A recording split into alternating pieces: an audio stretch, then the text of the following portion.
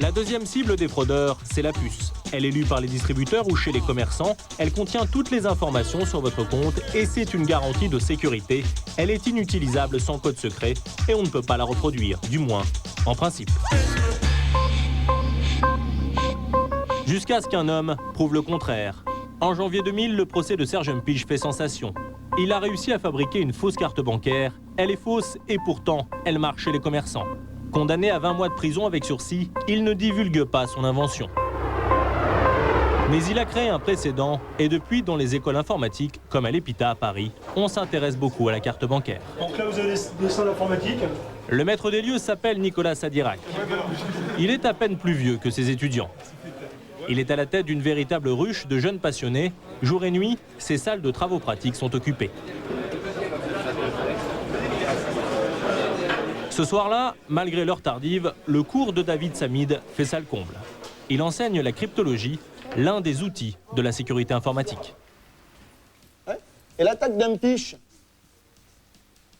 c'est rien d'autre que de prendre le N.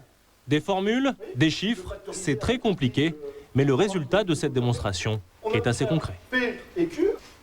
Et à partir du moment où vous avez D, vous avez la clé privée. Donc vous avez la clé des banques.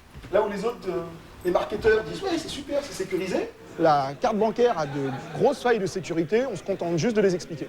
Alors, pousser la carte bancaire dans ses retranchements, c'est devenu un défi pour ses étudiants. programme, non, vous avez jamais vu ça? Toutes les personnes qui vont être là pour hacker une carte, quelque part, c'est pas vraiment le bonheur d'avoir après de l'argent, c'est surtout le plaisir de réussir à trouver quelque chose qu'on va pouvoir améliorer. Ils le savent, pour améliorer la sécurité des cartes bancaires, il y a fort à faire. Sur Internet, les hackers s'échangent leurs trouvailles. Résultat, le web est devenu un véritable supermarché du piratage de la carte bancaire. On y trouve le matériel nécessaire, comme ces cartes à puce vierge, la marche à suivre et les logiciels indispensables sont offerts gratuitement. Nicolas Sadirac a accepté de nous faire une démonstration. Attention, ce qu'il va faire est illégal. Il risque selon la loi jusqu'à 5 ans de prison, mais pour lui, c'est un cas d'école. Il nous faut d'abord un ordinateur, donc un PC de base suffit amplement, un lecteur qu'on peut trouver à peu près partout dans le commerce, autour de 500, entre 500 et 600 francs, et une carte qu'on peut trouver aussi dans le commerce, généralement dans les mêmes magasins.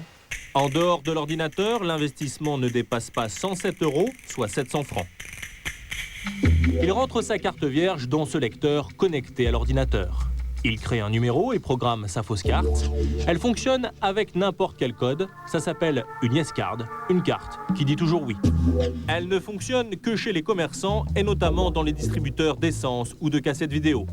Attention, le hasard peut faire que son numéro soit le même que le vôtre. Dans ce cas-là, c'est votre compte qui sera débité. Mais sa particularité, c'est qu'elle peut aussi fonctionner avec des numéros de compte totalement fictifs. Cette fois-ci, le commerçant sera de sa poche.